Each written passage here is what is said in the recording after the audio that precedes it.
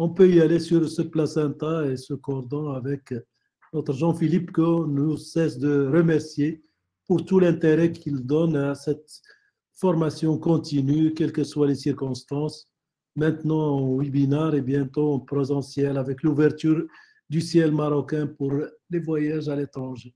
Donc, aujourd'hui, ce soir, ce sera le placenta et le cordon. Nous l'écoutons avec beaucoup d'intérêt et on en discutera à la fin, si vous avez des questions, bien sûr. Bonjour les amis, effectivement, le placenta, bonjour Mustapha, bonjour Youssef. On avait quelques petits problèmes techniques, mais apparemment on les a résolus. Et donc, effectivement, le placenta, c'est un peu le parcours, le cordon encore plus. Donc, il me paraît effectivement important qu'on refasse un point sur un certain nombre de choses qui sont à prendre en considération. Vous m'entendez bien? Vous m'entendez bien? Allô? De voix un petit peu hachée. Alors, attends, parce que c'est compliqué, je ne sais pas pourquoi ça ne fait pas du tout la même chose. Là, est-ce que vous m'entendez? Oui, on t'entend, mais malheureusement, la voix est un petit peu hachée, un petit peu distordue. Qu'est-ce que je peux faire de plus ça? Bon, donc, en ce qui concerne ce placenta et le cordon, j'ai présenté ce topo avec différents paramètres. Donc, je vais vous rappeler les recommandations qui sont celles qu'on a en France, là, qui étaient celles du Comité national technique de l'échographie à une époque, qui sont devenues celles de la conférence nationale d'échographie fétale, obstétricale fétale. On regardera les aspects normaux inhabituels au premier trimestre, bien sûr les aspects normaux inhabituels et pathologiques au deuxième et troisième trimestre. On fera un chapitre sur le placenta invasif et quelques slides sur les vaccins. Alors, je ne sais pas pour quelle raison certaines lettres n'apparaissent pas, mais voilà, la première partie, c'est le premier trimestre. Et donc, c'est au premier trimestre, on recommande de vérifier l'aspect du trophoblast. Bon, je vous rappelle en ce qui concerne les recommandations. Alors, pour une raison là aussi, décidément, la technique ce soir nous pose quelques problèmes. En fait, la première ligne blanche, là, c'est le premier trimestre. Et donc, au premier trimestre, on recommande de regarder l'aspect du trophoblast et, ou, si on est au-delà de 12 semaines, l'aspect du placenta.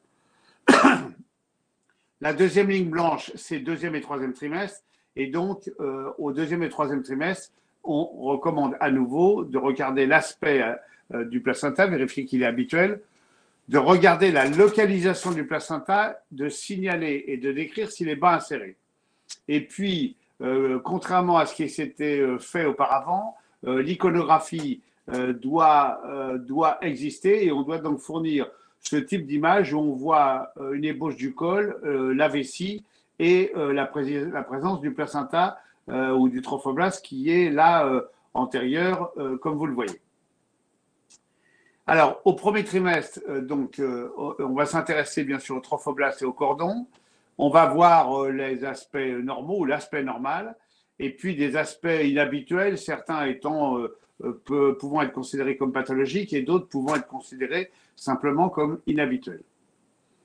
Alors, l'aspect normal au premier trimestre, le trophoblast est assez homogène, assez échogène, un peu plus échogène que le reste des tissus qui l'environnent la plupart du temps.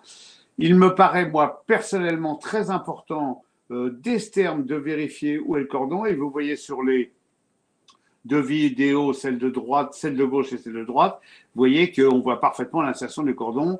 Si le cordon est au centre du trophoblast à ce trimestre, eh ben, on n'aura pas de souci. Évidemment, il sera toujours à ce niveau-là plus tard dans la grossesse. Et puis, quelque chose qui est relativement nouveau et à mon avis très important, et d'autant plus important, si on verra tout au long de ce topo que la fréquence des césariennes augmentant et bien sûr la fréquence des problèmes liés à ces cicatrices de césarienne va augmenter.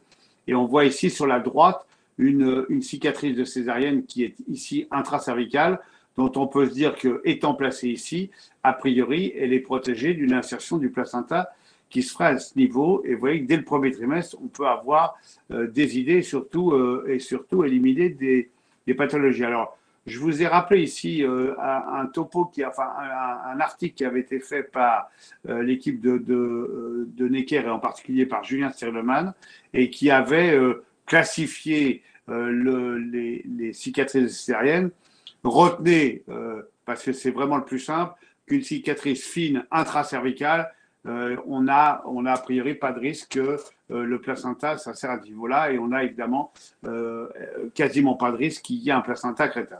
Il y a un article récent qui vient de sortir aussi, mais qui reprend à peu près la même chose, qu'un article qui vient de paraître dans Ultrason de janvier de cette année, que je vous ai mis, mais ça reprend effectivement exactement les mêmes aspects.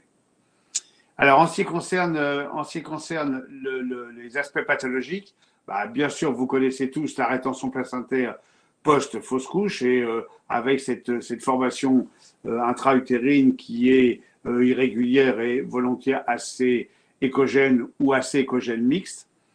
L'hématome sous-chorial, ça se voit relativement fréquemment. C'est la dame qui arrive, elle dit j'ai saigné un peu, on fait une écho et effectivement on voit un hématome comme celui qui est ici, qui est déjà un peu organisé ici.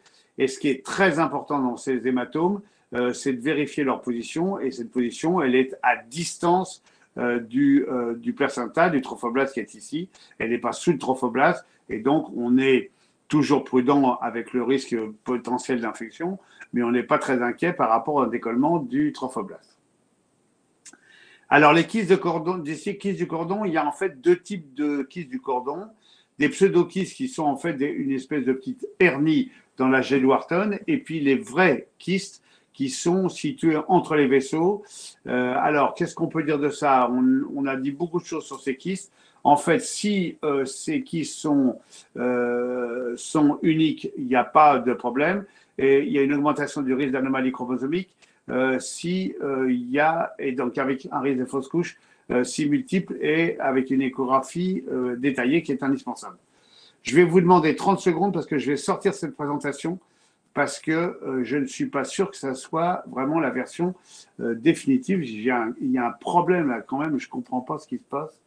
Ne quittez pas, je suis là. Et donc, placenta, c'était ça. Voilà. Et en fait, alors, je relance l'autre présentation, qui est à mon avis la bonne, parce que ça m'agace complètement. Voilà. Je pense que nous sommes bien sur la bonne présentation. Je suis désolé, j'étais parti sur la version juste avant.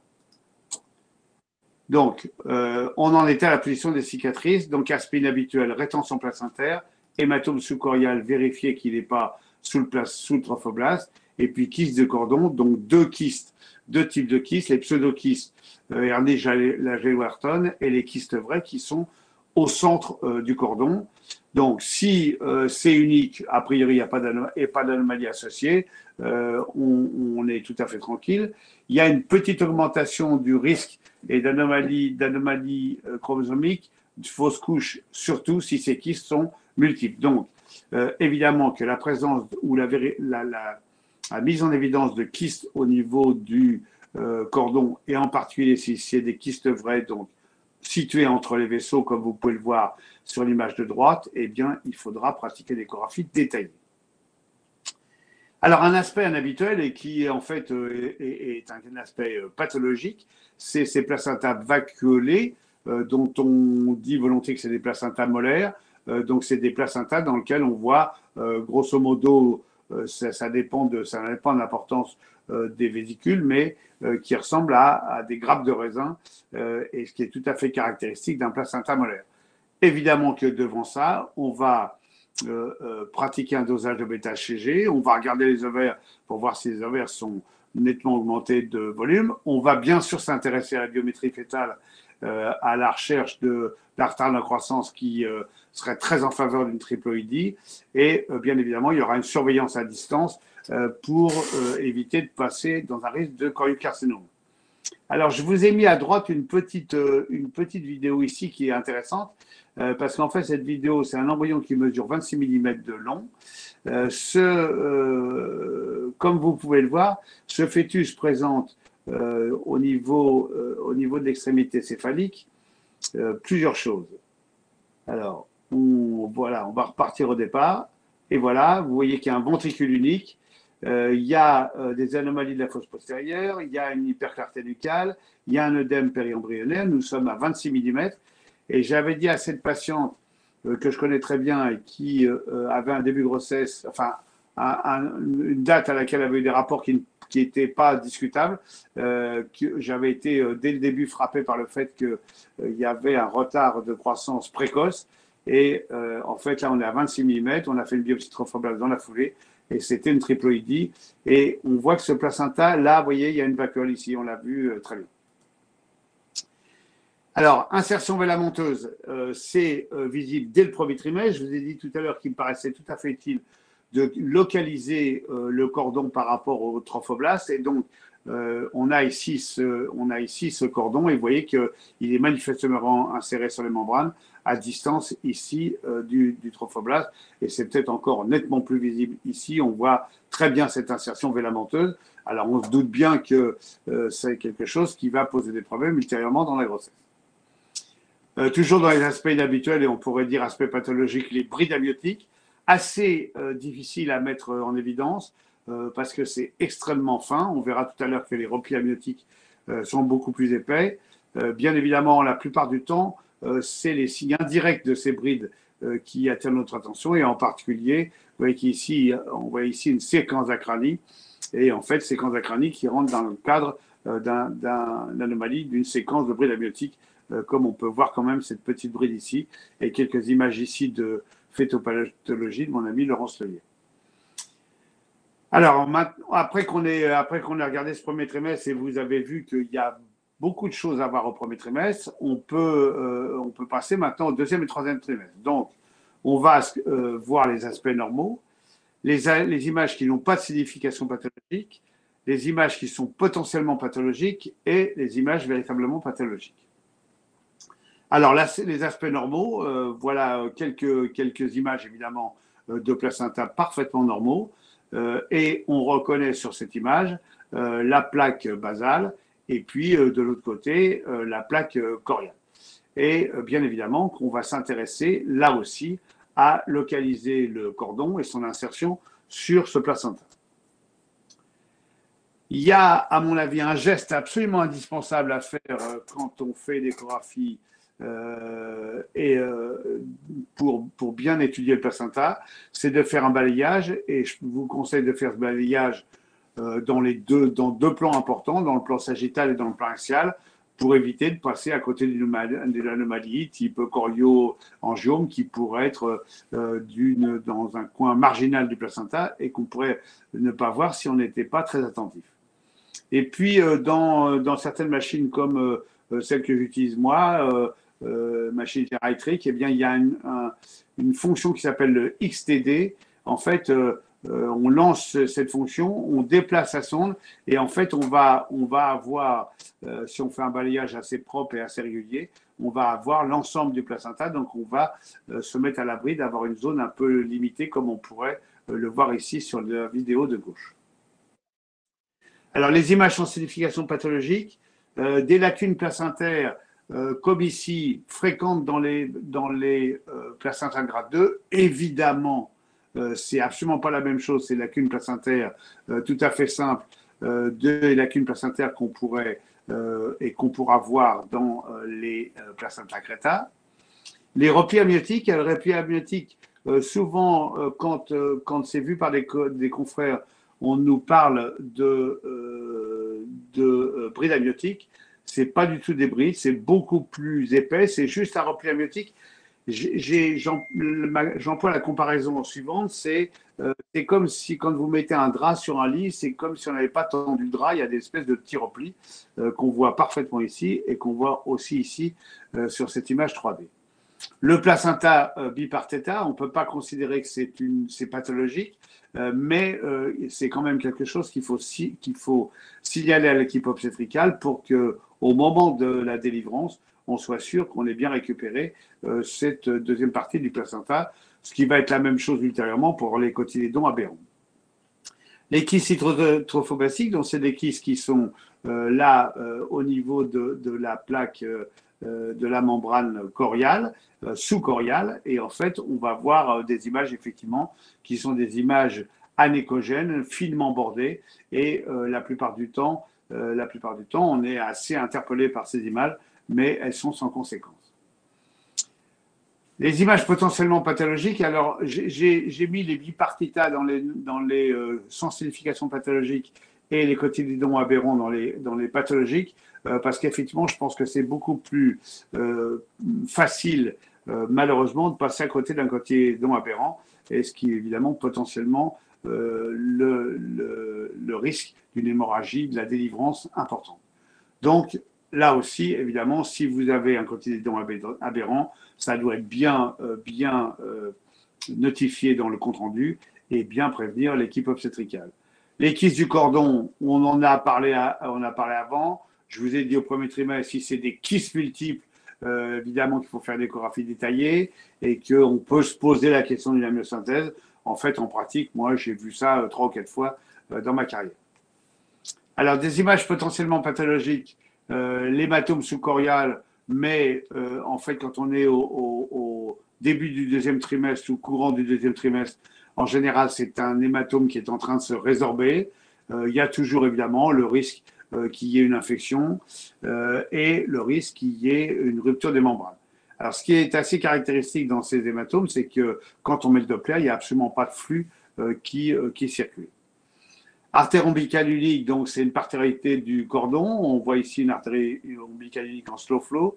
Il y avait peut-être d'ailleurs une petite artère ici, mais on s'aperçoit parfois que quand on fait une échographie au premier trimestre, quand on regarde les 2 artères ombilicales, il y en a une qui est grosse et l'autre qui est petite. Et puis quand on est au deuxième trimestre, on s'aperçoit que la petite a disparu et c'est devenu un cordon avec une artère ombilicale unique. On voit ici parfaitement avec cette image en HD Live, on voit parfaitement qu'il y a seulement 2 vaisseaux.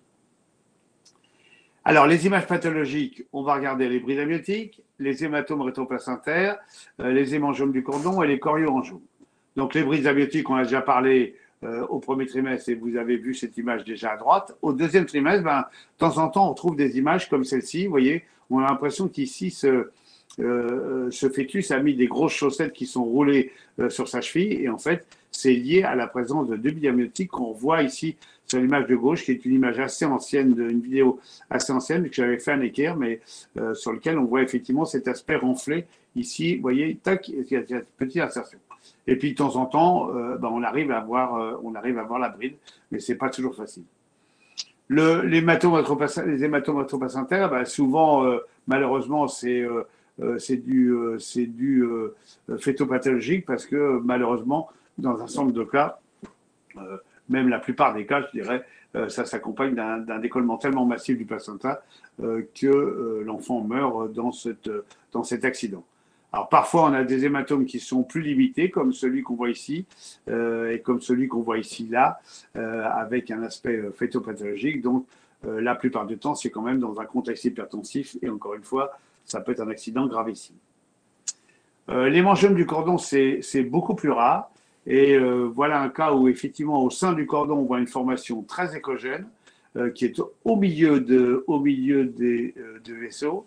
Ça a très mauvaise réputation et j'en ai pas vu beaucoup dans ma vie, j'ai dû en voir 2.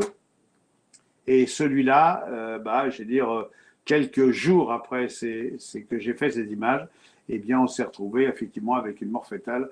On était à 22 semaines, quelque chose comme ça. Les images pathologiques, alors évidemment, on va parler du chorioangiome et on voit ici différentes structures au niveau du placenta. Une structure qui est échogène assez homogène. Ici, une structure qui est plus mixte, mais on voit une vascularisation. Ici aussi, une structure mixte. Et évidemment que dans toutes ces images, il faut mettre du Doppler et qu'on s'aperçoit que c'est une tumeur vasculaire. Alors, c'est une tumeur qui est bénigne, qu'on voit quand même, l'estimation, c'est 0,6 à 1% du placenta. C'est 3 fois plus fréquent pour les filles, ne me demandez pas pourquoi, je ne sais pas. C'est essentiellement visualisé à partir du deuxième trimestre, taille très variable, il peut y avoir des très gros choriongiomes, et puis ça peut être découvert devant un hydramnios, et il faut absolument savoir aller, là encore, regarder le placenta, mais ce qu'on aurait dû faire de façon tout à fait claire, et encore une fois, rôle du Doppler très important.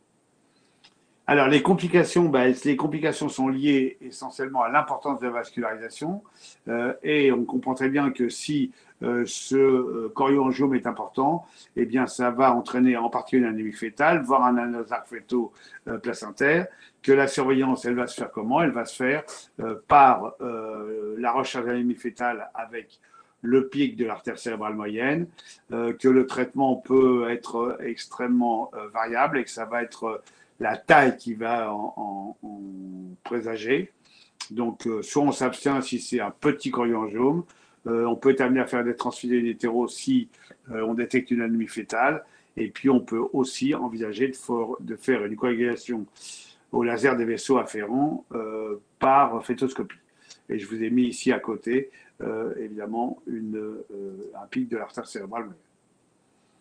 Alors, ça, c'était les aspects plus ou moins fréquents et plus ou moins pathologiques des placentas au premier, deuxième et troisième trimestre. Alors maintenant, un des sujets de préoccupation majeure, c'est les placentas invasifs. Et donc, on va détailler un peu cette histoire de placenta invasif. Donc, vous avez ici un schéma qui montre qu'en fait, l'accreta, c'est une absence de DSU2A et avec un placenta qui pénètre, qui est sans zone de clivage du myomètre. L'incréta, s'il y a une invasion myométrale, et le percréta, eh bien, ça passe carrément à travers le tissu utérin. Et donc, je vous ai mis ici cette image qui a été tirée de cet article.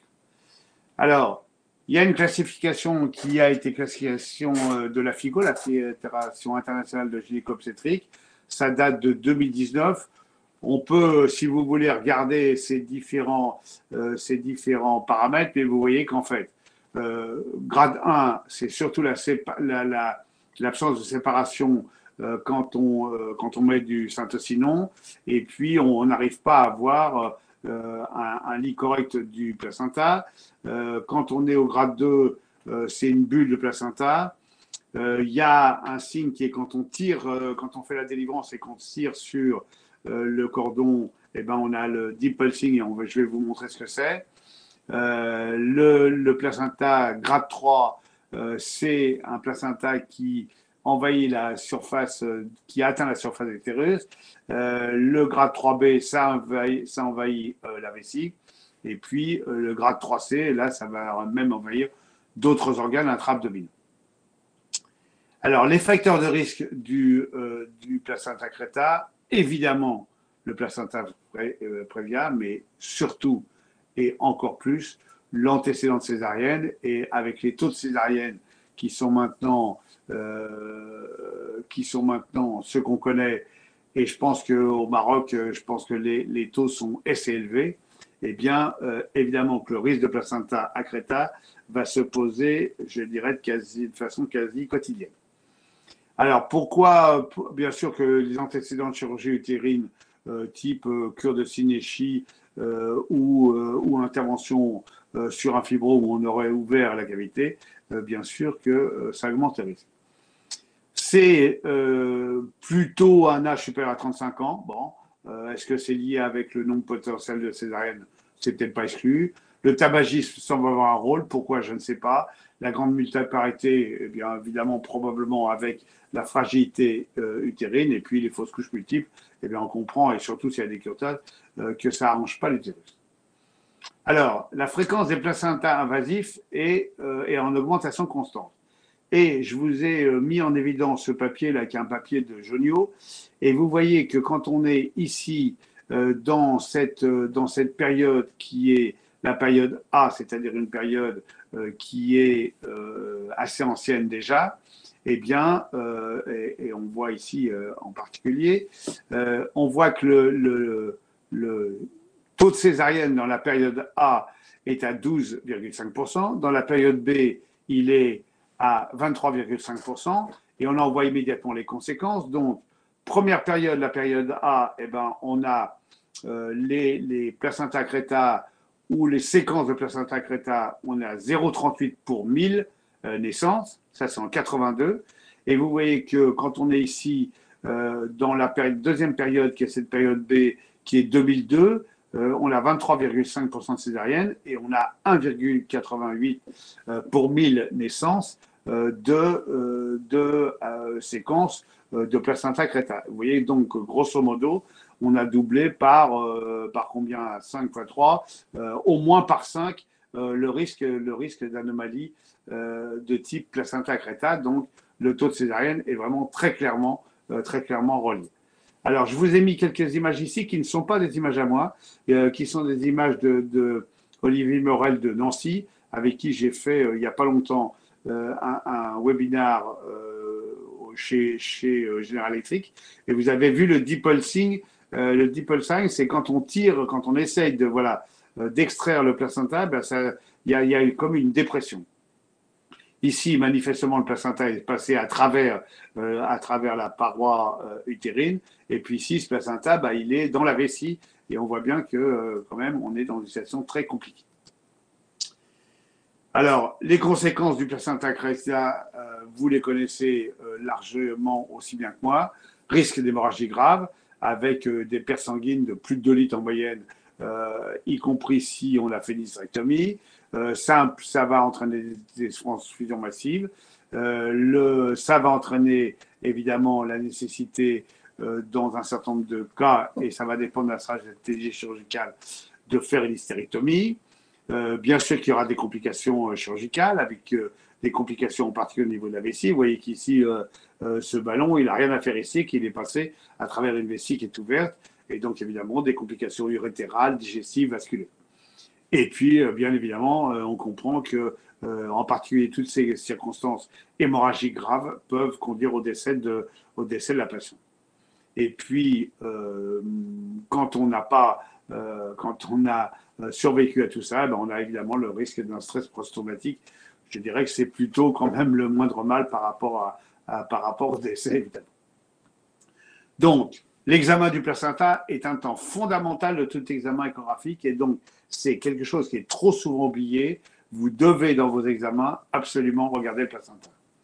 La voie vaginale est capitale pour situer au mieux le bord inférieur du placenta. Évidemment qu'il ne s'agit pas de faire une voie vaginale avec à la hussarde. Il s'agit de faire une voie vaginale prudente, respectueuse et douce. Ok, mais c'est quand même le moyen, évidemment, très important pour bien voir un bord inférieur de placenta. Alors, il faut savoir que les placentas bas postérieurs, c'est un de nos fantasmes, parce qu'en fait, ils sont difficiles à voir en échographie pour des raisons anatomiques évidentes et pour des raisons de physique d'illustration évidentes. Il faut savoir, effectivement, s'interroger quand on voit un fœtus qui a une présentation haute ou transversale. Attention, est-ce qu'il ne serait pas posé sur un placenta postérieur bas et qui gênerait son accommodation? Bien sûr, les placentas recouvrant l'orifice interne du col, et ben, qui sont de plus d'1 centimètre à l'examen, le morphologie des 22 semaines, ça veut dire qu'ils recouvrent vraiment le placenta et qui débordent de l'autre côté de l'orifice interne du col. Attention, il pourrait sincèrement être prévia et au moment de la fin de la grossesse. Alors, je vous ai mis ici quelques images de placenta prévia et pour vous montrer qu'avec une voie vaginale ici, vous voyez qu'on voit très bien ce col. Ce col, il recouvre largement l'orifice interne qui est là. Il déborde ici, c'est un placenta postérieur, il déborde en avant. Donc, attention, gros danger. Alors, on peut parler des signes échographiques des placentas prévia, des placentas invasifs, pardon, et ces signes sont au nombre de 4 qui s'interposent les uns les autres éventuellement, ou qui s'interpénètrent les uns les autres. Premier signe, les lacunes intraplacentaires qui sont un signe majeur. La perte du liseré hypoécogène entre le placenta et le biomètre. La perte de l'interface fibre avec la vessie. Et puis, il y a aussi des anomalies vasculaires et le Doppler est assez important. Alors, les lacunes intraplacentaires, vous voyez que je vous ai mis ici ce placenta, et on a des grosses lacunes ici. On verra d'ailleurs sur d'autres images qu'on peut aussi voir qu'il y a des vaisseaux ici qui sont dans la vessie, là, quasiment sous la séreuse de la vessie. Et puis, on verra qu'avec du Doppler, ça se voit très bien ici. Là aussi, des lacunes. Et vous voyez que ces lacunes, elles sont très irrégulières, pardon, extrêmement différentes des lacunes qu'on a vues tout à l'heure et qui étaient des lacunes absolument normales. Alors ici, je vous ai mis un TUI pour mieux voir ces lacunes et que ce mode volumique me paraît, moi, extrêmement utile pour bien voir le placenta. Alors, deuxième, donc, les lacunes en tête au parade, la perte du liseré hypoécogène. Et vous voyez qu'ici, je vous ai mis un témoin ici où on voit effectivement ce liseré hypoécogène. Et puis, par contre, ici, on a une absence de liseré. Vous voyez qu'on n'arrive pas à faire la différence entre la face postérieure de la vessie et la séreuse de la vessie et le placenta. Alors, évidemment, je veux dire, pour ce genre d'échographie, il faut que la vessie de la patiente soit remplie, sinon vous ne verrez jamais cette interface correctement, en tout cas en regard de la vessie, donc en regard d'une éventuelle ancienne cicatrice. Et puis, il faut avoir l'œil quand même de temps en temps, parce que regardez ici, on voit le biomètre, et puis ici, on a du placenta qui passe à travers, et évidemment qu'on a une perte de liseré qu'on peut comparer à ce liseré normal à côté. Voilà d'autres images. Vous voyez qu'ici, alors ici, on pourrait dire qu'on n'est pas vraiment tangentiel, donc ça c'est difficile. On est tangentiel et c'est pas vraiment facile à voir. Mais ici, vous voyez, on est incapable de reconnaître une éventuelle zone de clivage et donc évidemment de reconnaître ce liseré hyper éclaté. La perte de l'interface avec la vessie, je vous ai déjà auparavant montré cette image, mais vous voyez qu'on la revoit ici. Et on voit ici qu'on est absolument incapable de mettre en évidence un liseré hypoécogène et qu'on a vraiment l'impression que les vaisseaux ils sont carrément dans la vessie. Et puis une petite vidéo pour vous montrer que parfois on a des toutes petites zones. Alors évidemment, on n'est pas très inquiet, mais c'est quand même quelque chose qui est susceptible de poser le problème d'hémorragie de la délivrance et qu'il va falloir savoir reconnaître. Alors, le Doppler sert aussi à mettre en évidence ces vaisseaux entre la vessie et le placenta. Et vous voyez qu'ici, c'est absolument caractéristique. Et quand on fait ce rendu, on a une nappe vasculaire sous la séreuse vésicale et que ça fait un peu froid dans le dos. En ce qui concerne le Doppler, on peut voir évidemment quelques images comme on l'a déjà vu auparavant, des vastes lacunes avec des flux turbulents, des lacunes à flux turbulents, des vaisseaux entre vessie et placenta, et surtout c'est des lacunes avec des flux qui sont à basse villosité parce que ça saigne pas mal dans la région. Alors en résumé, voilà ce qu'on peut voir au Doppler. Les vaisseaux sous la vessie, les lacunes qui sont très remplies, les lacunes avec ici on est sur une PRF assez basse avec des lacunes qui sont à flux lent. Et puis moi j'ai l'habitude quand je vois des images qui me font évoquer la présence de vaisseaux sous la séreuse vésicale, et ben je fais en sorte que la vessie de la patiente soit bien pleine et je fais une cystoscopie 3D, c'est-à-dire que je prends un volume et je vais regarder cette face de la postérieure de la vessie avec sa séreuse. Je mets du Doppler et vous voyez que là aussi, ça fait assez froid dans le dos. On imagine bien qu'au moment où on va intervenir, ça risque d'être catastrophique.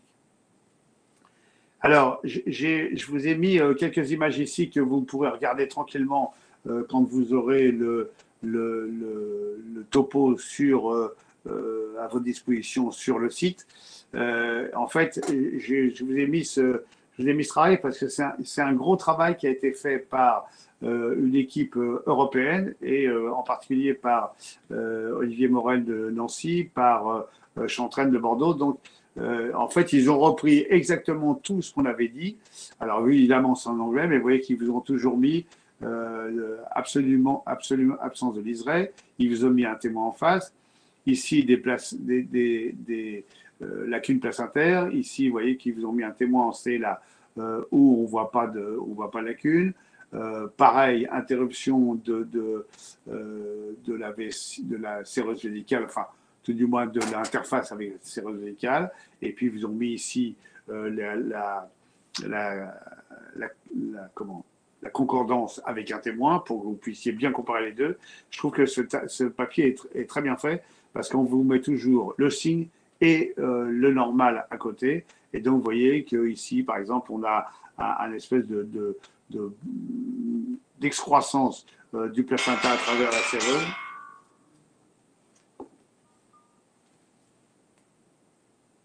Et donc, et ici, là, pareil, une masse qui passe à travers la séreuse, enfin, en tout cas, qui bombe beaucoup à travers la séreuse. Et puis, les images que vous avez vues déjà. Et donc, je vous ai mis les références de ce papier parce que je le trouve vraiment très intéressant. Et peut-être ça peut vous être mis sur le bureau pour regarder, pour avoir ça en mémoire. Alors, je vous ai mis ici un résumé d'un papier qui est assez ancien pour juste vous montrer que la valeur prédictive des lacunes, 93%, de la perte de l'espace clair, de l'espace hypoécogène, 85%, donc c'est quand même considérable. Alors, parler d'IRM alors que Mustapha est auditeur de ce topo, c'est gonflé, mais quand même, l'IRM a une place souvent importante en ce qui concerne les placentas prévia et en particulier en ce qui concerne les placentas postérieurs. On a un champ de vue qui est beaucoup plus large. Moi, je le constate régulièrement toutes les semaines avec les travaux qu'on fait à Lumière, et donc c'est vraiment quelque chose qu'il faut savoir utiliser. Certes, la résolution de l'IRM est peut-être un peu moins fine, mais sa vision globale est très importante. Donc, quand la faire, vers 30-32 semaines, vers 30 semaines, si on est vraiment dans une situation assez critique, ça va nous donner l'idée de la position définitive du placenta si on est assez avancé. Il y a un bon contraste entre le myomètre et le placenta plus on avance dans la grossesse. Et puis, ça va permettre, avec l'échographie, de savoir comment on va organiser la prise en charge. Alors, pareil, l'équipe là qui s'intéresse beaucoup au placenta avec Olivier Morel a proposé un certain nombre de descripteurs des anomalies liées au placenta prévia. Et donc, vous voyez, ici, on a un placenta qui est hétérogène. Alors, évidemment que ça se voit certainement beaucoup mieux en échographie, les lacunes, à cause de la résolution. Mais si on est sur un placenta postérieur, on peut être coincé. Ici, une hernie de placenta à travers la sérose. Ici, ces zones très irrégulières avec ces bandes noires là qu'on voit en T2. Et puis, la perte, évidemment, de la zone qui correspondrait à ce qui est hypoécogène, qui serait noir en IRM T2, et donc qui est perdu. Et donc, deux éléments qu'on met ensemble. Et donc, évidemment, comme à chaque fois, et c'est enfoncer les portes ouvertes que de dire ça, c'est pas fromage ou dessert, c'est fromage et dessert, c'est-à-dire qu'il faut absolument pas se priver d'avoir et l'échographie et l'IRM et en particulier quand on a une situation un peu compliquée. Alors évidemment que ça dépend des séquences d'acquisition, qu'il y a un problème qui est important avec l'IRM, et là encore je le vois à Lumière régulièrement, c'est la sensibilité au mouvement. L'absence de standardisation hématobiologique, c'est un peu moins vrai. Et là, peut-être Mustapha en parlera, le gadolinium est contre-indiqué. Alors, je vous ai mis juste ce petit tableau, il ne faut pas trop détailler les choses, mais simplement pour vous montrer que là, on a fait du ultrason, on n'a pas mis en évidence une séquence de placenta creta et que ici, on l'a suspecté dans 55 cas. Ce qu'il faut changer, ce qu'il faut bien se rendre compte, c'est que l'IRM confirme le diagnostic grosso modo de 54%. Elle change le diagnostic dans 28% des cas, mais le problème, c'est qu'elle change le pronostic pour un diagnostic incorrect dans la moitié des cas où elle a changé le diagnostic, et pour la moitié des cas, on change le diagnostic en correct. Donc vous voyez que la marge en ce qui concerne l'efficacité de l'IRM reste encore limitée. Ça va sûrement s'améliorer, mais ça reste encore limité. Et puis, dernier chapitre important, parce que je pense qu'il y a beaucoup d'obstétriciens qui écoutent et qui n'a pas stressé à mort à 3 heures du matin devant une hémorragie de béniquisaire ne pourrait pas comprendre ce que je suis en train de dire. Et donc, pour vous montrer quoi, que Monsieur Oyeleze, qui est un grand spécialiste du placenta et du cordon, avait publié un papier en 2001 et qu'évidemment, on est tous d'accord pour dire que toutes les patientes, alors c'était, ici c'est aux États-Unis, donc autour de 20 semaines, mais nous c'est plutôt 22, et que donc on doit regarder absolument le placenta, c'est évident. Que l'insertion du cordon doit être visualisée et que ça fait partie des éléments importants. Et ce n'est pas si rare, puisque c'est une insertion médicamenteuse, c'est 1 sur 500. Cette insertion, comme on l'a vu tout à l'heure, elle peut et doit être vérifiée dès le premier trimestre. Premier trimestre, je vous ai remis des images, ok, vous les avez vus, c'est facile. Deuxième trimestre, on regarde où est situé le cordon. Il faut faire très attention, il y a un piège assez classique, c'est quand il y a une boucle du cordon qui est près du placenta, il faut bien aller chercher le pied du cordon et son insertion. Et pas seulement se dire il y a une boucle à côté, ça doit être au niveau du centre du placenta, donc on risque rien. Donc, être très prudent. Et puis, évidemment, que la voie vaginale est absolument fondamentale pour mettre en évidence ces vasa-prévia. Et vous voyez ici qu'on a le col et qu'on a un vaisseau derrière, et que là, même, le vaisseau, il fait une petite hernie au niveau de l'orifice interne du col. Et quand on regarde cette vidéo, eh ben, on comprend très bien que si jamais effectivement il y a une rupture des membranes qui pourrait être artificielle au moment où on veut percer la poche des os et qui se situe à ce niveau-là, eh bien on aurait une rupture du vaisseau et effectivement une hémorragie.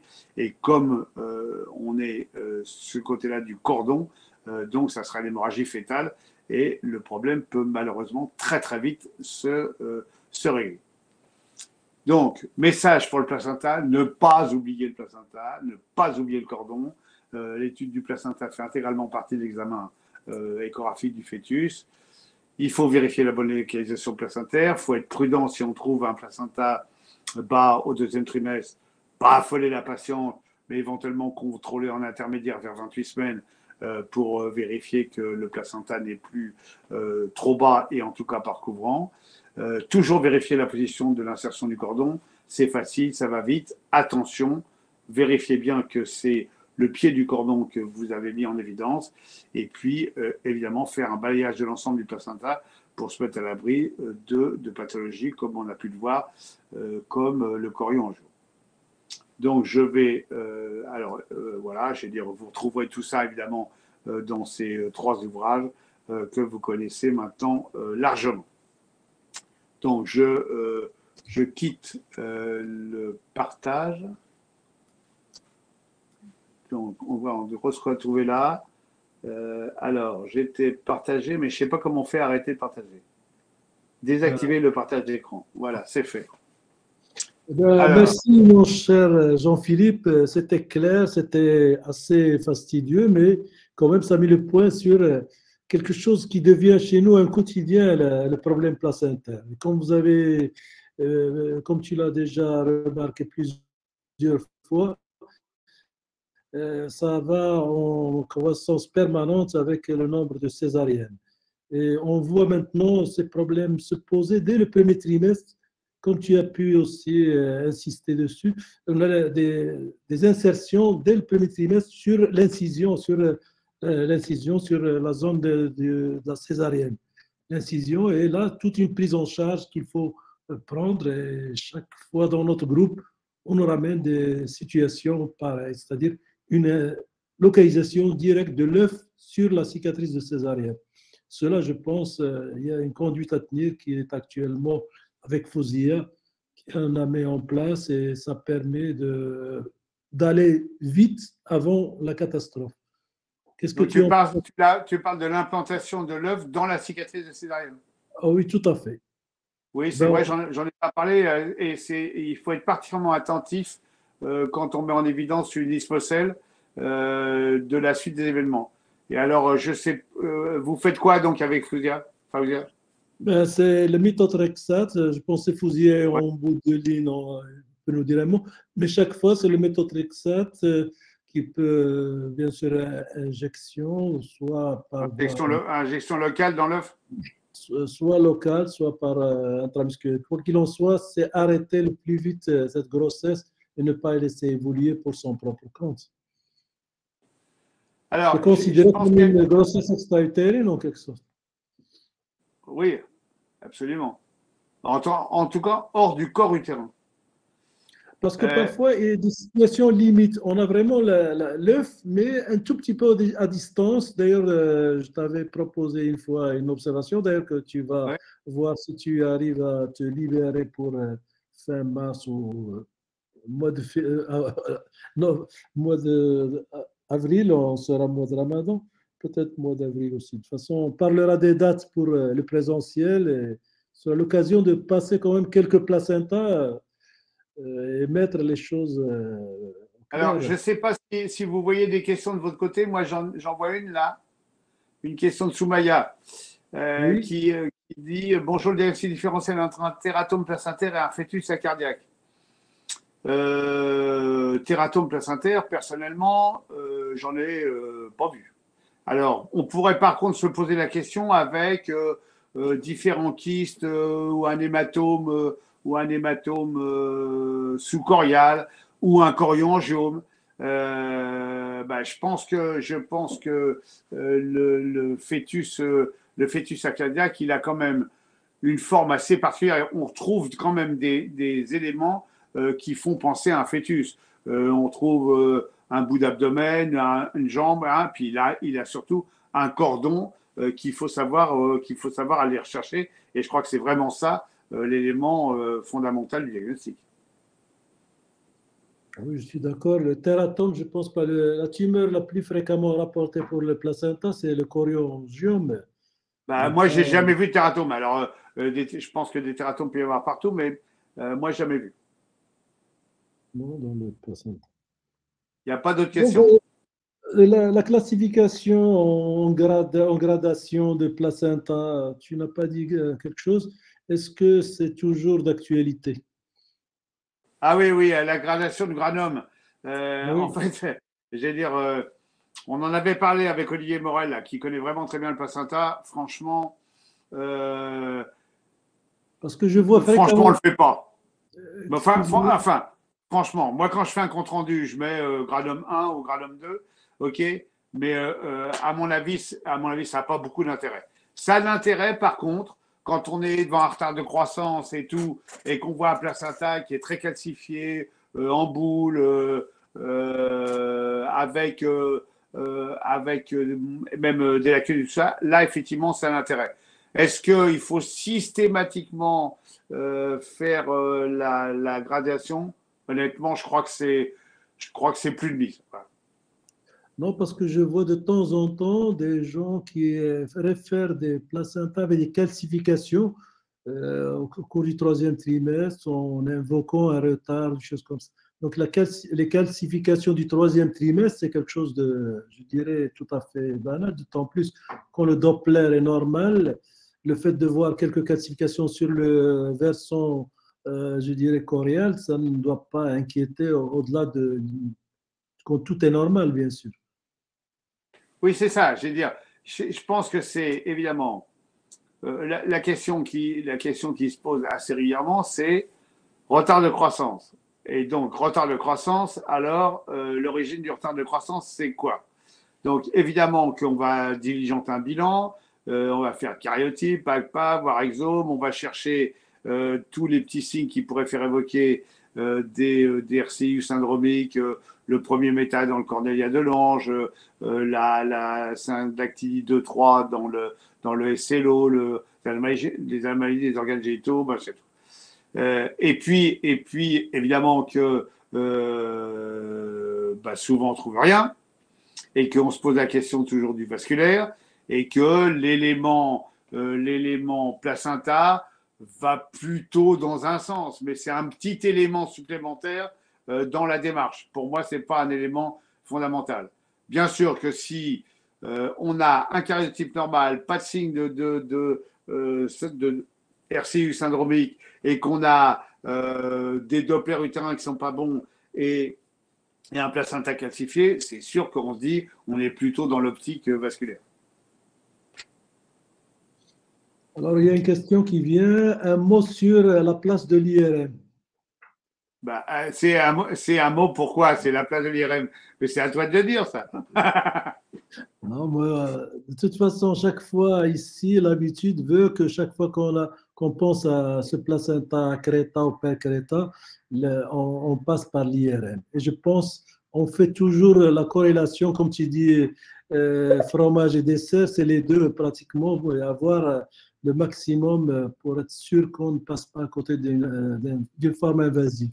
Donc, la place de l'IRM, à mon sens, chaque fois, ne serait-ce que médico-légal, avoir ce document dans le dossier et ça permet justement d'aller plus loin. Il y a un signe que tu n'as pas évoqué aussi dans ces placentas accreta, percreta, en plus des lacunes, ce liseré qui disparaît. Il y a aussi l'aspect épais, un peu boursouflé en quelque sorte du placenta quand il est bas inséré. Ça, on l'a vu plusieurs fois, que ce soit en IRM ou en échographie classique. Il y a quand même un aspect un peu globuleux, assez épais par rapport à ce qu'on voit d'habitude. D'ailleurs, sur pas mal de tes images que tu as montrées, on voit que c'est un placenta assez costaud, assez épais. Il a une sale gueule, le placenta. Il est épais un peu. Bien sûr, quand il est épais, quand il y a des lacunes, quand il y a liseré, tous ces signes, on essaie aussi de les corréler avec l'IRM. Et tu disais tout à l'heure que le gadolinium est contre-indiqué, mais je pense dans une situation, il y a pas mal d'équipes et pas mal d'écrits sur le gadolinium au troisième trimestre, que ça a été plus ou moins utilisé, ça peut apporter des petites choses, et ce n'est pas une contre-indication majeure dans la mesure où le risque le risque est inférieur au bénéfice. Donc, quand il y a un bénéfice important, le gadolinium peut être injecté, mais dans des situations exceptionnelles. Parce que le plus souvent, grâce à des séquences de plus en plus rapides, comme tu dis, ils ne sont pas de meilleure qualité, mais ça nous permet de voir ces limites entre le placenta et le myomètre. Donc, avoir ce liseré, cette frontière entre le placenta et l'utérus, c'est quand même d'un apport important, surtout dans une situation postérieure. Là, je pense l'IRM, le champ de vie, comme tu as dit, il a sa place. Moi, je pense chaque fois qu'on pense dans notre contexte, une IRM peut être faite. À partir de 32 et même 30, pas de souci. Oui, oui, mais on est absolument d'accord. On est absolument d'accord. Je veux dire, ça serait complètement, je dirais même farfelu de se passer la possibilité de faire ces deux examens. Il y a Najib qu'on salue ici et qui est toujours présent parmi nous. Alors, je n'ai pas mes lunettes, Youssef va lire la question. Est-ce que le placenta peut donner une idée sur la maturation pulmonaire fœtale? Oui, bah en fait, c'est Najib qui fait allusion à la classification de Granium. Alors, je vais vous raconter une petite anecdote parce que vous savez, de temps en temps, j'aime bien les anecdotes. Je vais au Burkina Faso faire avec mon ami Jean-Éric Maurice pour faire toute une semaine sur l'échographie obstétricale. Et tous les jours, on nous dit « et le placenta, et le placenta ». Et en fait, on s'est aperçu que le placenta, on l'a fait le samedi, le dernier jour avant de partir. Et on s'est aperçu qu'en fait, il datait la grossesse sur l'aspect du placenta. Donc, petite anecdote pour vous dire quand même que on n'est pas au Burkina et que dater la grossesse sur l'aspect du placenta, c'est effectivement quelque chose qui, franchement, est plus de mise. Alors, par contre, on peut dire que c'est, comme je l'ai évoqué tout à l'heure, que c'est un peu des petits signes qui font dire attention. Je veux dire, encore une fois, au deuxième trimestre de la grossesse, quand on fait l'échographie morpho, le placenta, il est de granum 1 dans la classification. Si on voit un placenta qui est déjà un peu calcifié, avec assez irrégulier au deuxième trimestre et que le fœtus il n'est pas gros, c'est sûr qu'on est obligé de se dire qu'on est peut-être dans une histoire de vasculaire et qu'il faut être d'autant plus attentif au Doppler utérin et à la croissance du fœtus. À partir de quel âge, pour Soumeya, qu'on salue, à partir de quel âge de grossesse on peut parler de placenta bas inséré? C'est-à-dire qu'on peut parler de placenta bas inséré quand on veut, mais on ne peut pas parler de placenta prévia avant le troisième trimestre. Ma réponse est inverse de ce qu'elle attendait, mais un placenta, dire au premier trimestre, quand tu as un placenta cardiaque qu'il est bas, oui, tu peux dire qu'il est bas. Et surtout, ce qu'il faut, alors, voilà, je dirais, et placenta prévia, c'est un terme du troisième trimestre, et il faut surtout pas mettre placenta prévia, par exemple, quand vous voyez un placenta bas inséré au deuxième trimestre. Là, vous allez pourrir la grossesse de la dame si elle regarde Internet. Il y a autre chose, si on veut rassurer la patiente rapidement, quand on s'est assuré, une fois qu'on s'est assuré que l'insertion, le pôle inférieur du placenta se trouve à 2 cm de l'orifice interne du col. Est-ce que ça te va? C'est ce que j'ai dit tout à l'heure. J'ai dit que s'il était au-delà de 2 cm, il y avait de forts risques qui restent bas insérés au troisième trimestre. Et il y a aussi un élément dont je n'ai pas parlé, mais qui peut aussi éventuellement être pris en considération. Quand on a un placenta bas inséré au deuxième trimestre et que ce placenta, quand on fait une coupe sagittale, se situe dans la moitié inférieure de l'utérus, attention, ça aussi, c'est peut-être un petit élément qui pourrait faire craindre qu'il reste bas.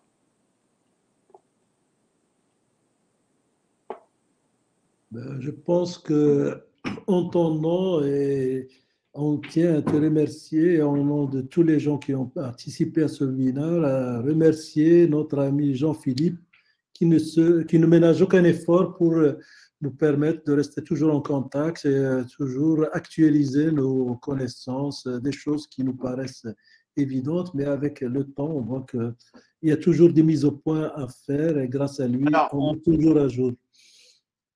Je vois ici qu'en fait, il n'y a pas une participation, je dirais, au niveau des habitudes. Et ça me paraît tout à fait significatif. Alors, il y a peut-être qu'on a communiqué depuis moins longtemps, mais je pense que c'est significatif du peu d'intérêt global qu'on a pour le placenta. Et donc, je pense qu'il faudra que dans les présentiels, on en remette un peu une couche, en particulier sur les investisseurs. Il faut dire aujourd'hui un match de football aussi qui coïncide et c'est la demi-finale. Oui, alors c'est la CAN, c'est Égypte contre quoi? Contre Cameroun. Oui, Cameroun, c'est ça. Oui, Égypte-Cameroun, oui. Mais l'Égypte, c'est l'équipe qui a massacré le Maroc. Donc, on y va avec des vous voyez que pour être en phase avec vous, je me tiens au courant de la Coupe d'Afrique des Nations. C'est bien. C'est parfait. Eh bien, sur ce, on te remercie et on prendra contact. Mes amitiés à tous, je pense qu'on va enfin pouvoir se retrouver à nouveau. On est en train de réfléchir et d'organiser ça avec Moustapha. On se rappellera, ça c'est un message personnel, on se rappellera pendant le week-end, Mouss, et puis on discutera de la suite. Bonne soirée. À bientôt, chers amis. Bonne soirée à tous. À bientôt.